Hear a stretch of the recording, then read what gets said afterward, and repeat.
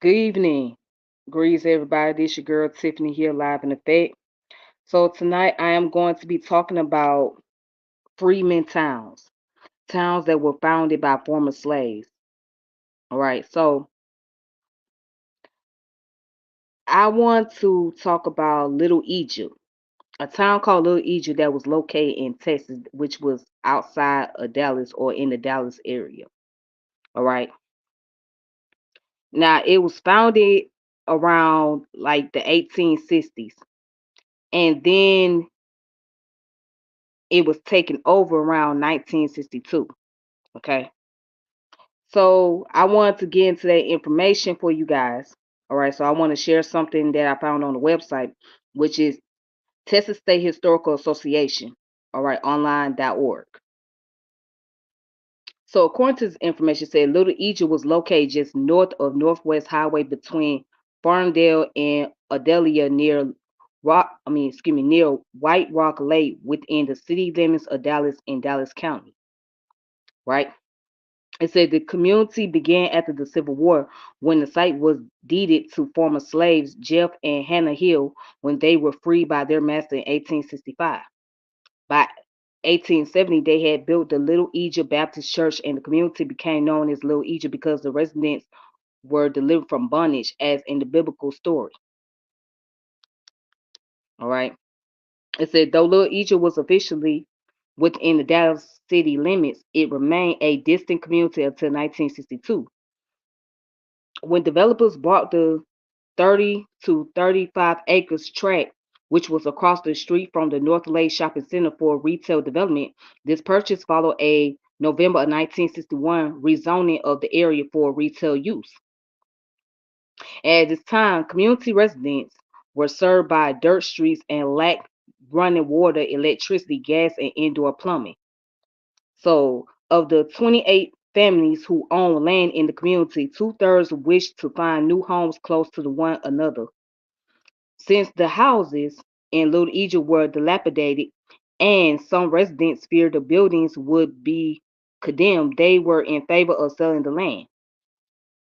So in May of 1962, the 200 residents of Little Egypt moved to their new homes, led by community patriarch William Hill, who was 89 at the time. The families were given enough money to buy new homes, new houses, and most of them settled either in Oak Cliff or in Rockwall County.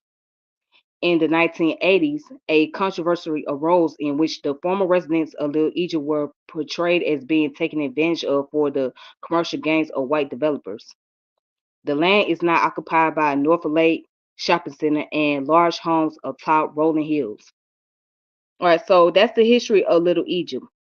So Little Egypt, let's do a recap. Little Egypt was founded by the former slaves Jeff and Hannah Hill. Okay, they were freemen, and so they had built a church called Little Egypt Baptist Church. All right, and the reason why they called the town Little Egypt because they were they looked at it as being free from bondage, so they got it from the biblical scripture about the story, basically how all the people were freed and whatnot, and they sailed to Egypt and all of that. So that's where the story came in. All right, that's where the name came from. Now, people may believe that there was no black towns at the time period, and it was. There were plenty black towns. Some of them are still around to this day, and some of them are no longer in existence. All right, because white developers took over, and these people were forced to move out those areas and relocate into different location or different parts of the city. So, Little Egypt was in Dallas area. All right. So now there is a shopping center that's located within that premises. Okay. Of course, you're not going to hear this in the mainstream. You never learned about this in school, not even at colleges and university. So, because they're not going to teach it, they're not going to tell us that our African American ancestors had some land. and bought some areas up and built their own community or built their own towns. They're not going to tell us that. They're not going to even inform us. And that's just the way it is. So let's see what other information.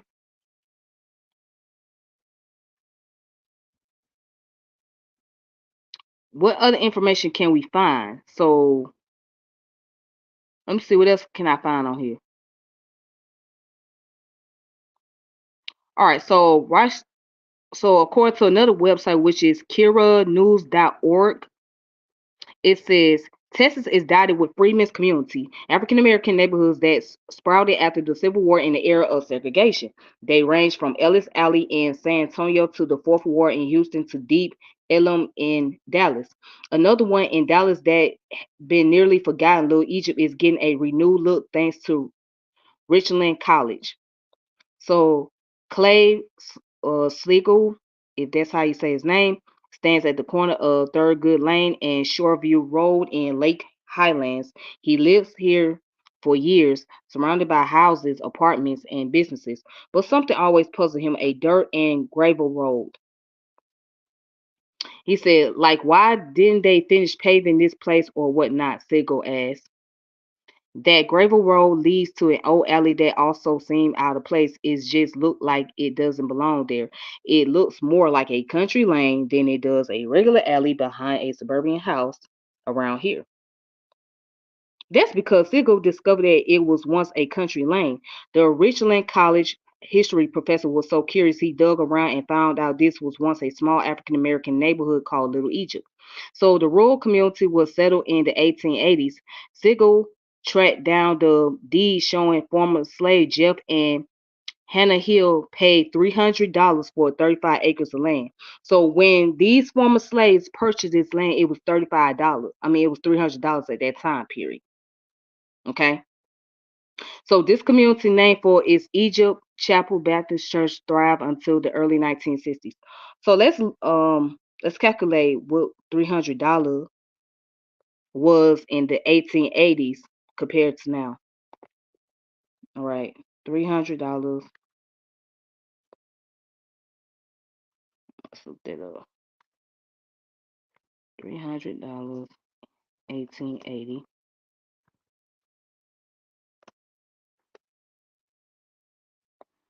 All right, so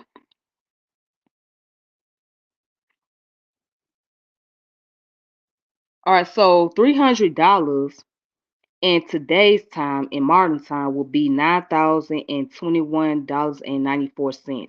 So that means that when they purchased the land in modern time, they spent $9,021.94. That's how much it cost them in our time period in 2024. Okay, but in 1880 it was $300. All right, that's how much the land was. But today it would have been $9,021.24. That's how much it would have cost to purchase that land. 35-acre land at that. So now that's kind of cheap compared to other costs of land, right? That sounds kind of cheap, but however, that's how much they paid for at that time period. Okay.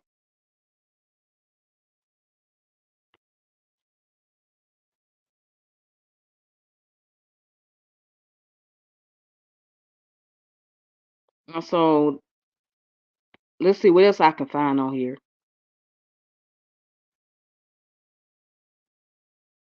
Okay. So there was another individual by the name of Ephraim Floyd and his wife Amanda Floyd, right? So so it wasn't just only John Hill or Jeff Hill and his wife, but it was also Ephraim Floyd that purchased the land too as well. So um now let's look a little bit on this website. This website comes from DallasPioneer.org. And according to this website,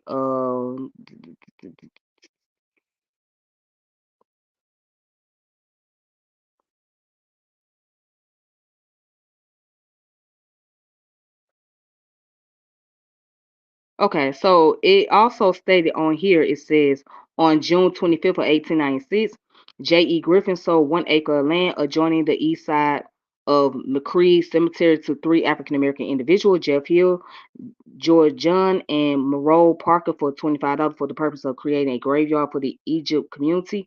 A month later, 1/5 acres was conveyed to B.J. Pigmore for the same purpose. Then it goes on to say Jeff Hill was born in 1839 in Kansas City, Missouri, and was married to Hannah Griffin Hill, born in 1840, also in Kansas City, Missouri. The couple had about 13 children born between the 1850s and 1889. So it says in the 1870s census, Jeff's occupation was listed as farmer. He is also said to have operated a community store in Egypt. Jeff died in 1925 at the age of 86 and is buried in McCree Cemetery. It says Hannah survived Jeff about another 18 years until her death in 1943 at the age of 103. All right.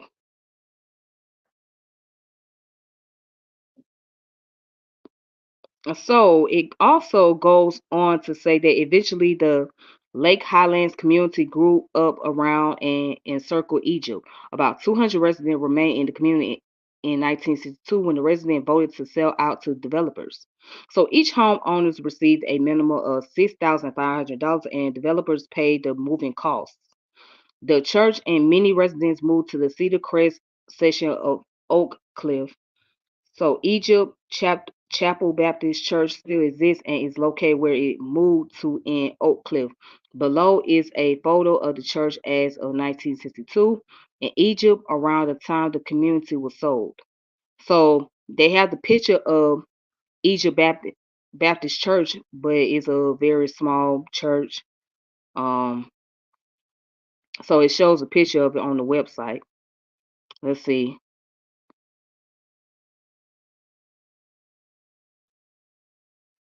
That's all the information I could pretty much find on here.